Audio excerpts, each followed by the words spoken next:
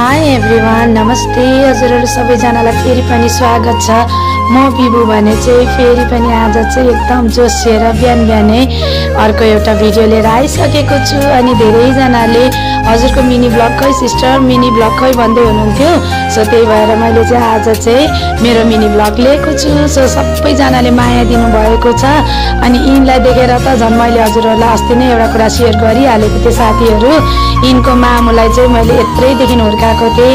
अनि यी पनि मेरो जिन्दगीमा त्यस्तै आएकी थिइन्, तर यी बदमास छिन् होइन। यिनको मामुले चाहिँ मेरो केही चिज पनि नोक्सान गर्दैन थियो भने यिनले चाहिँ मेरो बर्बाद पार्दैकी छिन्। चप्पलहरू टोकिदिएर, लुगाहरू टोकिदिएर, त्यही पनि बच्चा हो नि त, माया लाग्छ साथीहरू। सो मैले चाहिँ मायाले गरेर मेरो पुरानो कपडाहरूको चाहिँ मैले यस्तो ओढ्ने बनाइदिएको छु यिनलाई होइन। देख्न सक्नुहुन्छ अनुहार हेर्दा चाहिँ कति माया लाग्दछ क्या। सो साथीहरू तपाईँहरूकोतिर चाहिँ कस्तो छ? हाम्रोतिर चाहिँ एकदमै जाडो बढेको छ है। अनि देखिहाल्नुभयो होला यी गमलाहरू एकदम सबै सुकेको छ। अगाडि हेऱ्यो भने मरुभूमि जस्तै है, विरक्त लाग्दो भएको थियो। यतिको त मैले अलिअलि सफा गरेर चाहिँ सुरु गर्दैछु होइन। आई डोन्ट नो, योभन्दा झन् चम्काउने चाहिँ मनले मैले यो घर बनाएको थिएँ। अब के हुन्छ थाहा छैन, बट चाहिँ यो चाहिँ थियो मेरो गार्डनिङ। अनि यो फुलको पनि मैले भिडियोहरू सेयरिङ गरेको थिएँ। यी आएपछि त झनै मैले सेयरिङ गरि नै राखेको छु, गर्छु पनि।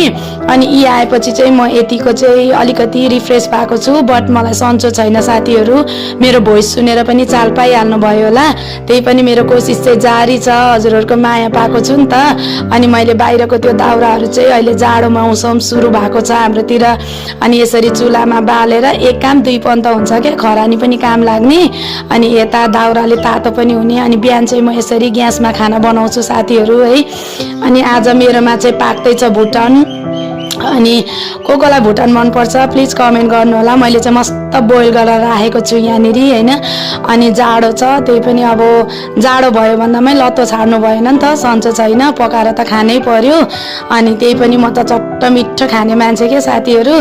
अनि अहिले चाहिँ अब सबै बिर्सेको थिएँ। अनि काम साँचे आफूलाई, खाना साँचे अरूलाई भएको थियो। तर अहिले चाहिँ खाना साथसाथै काम पनि गर्छु। अनि हजुरहरूको मायाले गर्दाखेरि मैले चाहिँ सानो बिजनेस पनि स्टार्ट गरेको छु, अनलाइन बिजनेस। पहिला यहाँ गर्थेँ, अहिले चाहिँ जहाँ मन लाग्यो त्यहीँ नै म यसो भिडियो बनाउँछु, हाल्दैछु। थोरै सानो कोसिस गरेको छु साथीहरू, सबैजनाले धेरै माया दिनु होला होइन। अनि मैले चाहिँ कामहरू चाहिँ अब बेलैमा सकेँ होइन, जाडो भए पनि गर्नै पर्यो। खानासाना चाहिँ खाइवरी मैले उब्रेको खानाहरू चाहिँ यसरी छोपेर राखेको छु। कोहीले खाना बाँकी नै हुनुहुन्छ नि त। आज चाहिँ रायोको साग पनि बनाएको थिएँ मैले है। अनि यो चाहिँ अघि भिडियोमा राख्न पाइनँ साथीहरू, एक्लै हुन्छु नि त, गर्दा गर्दै बिर्सिन्छु। अनि अघिको भुटन चाहिँ मैले यहाँ यसरी बनाएर राखेँ।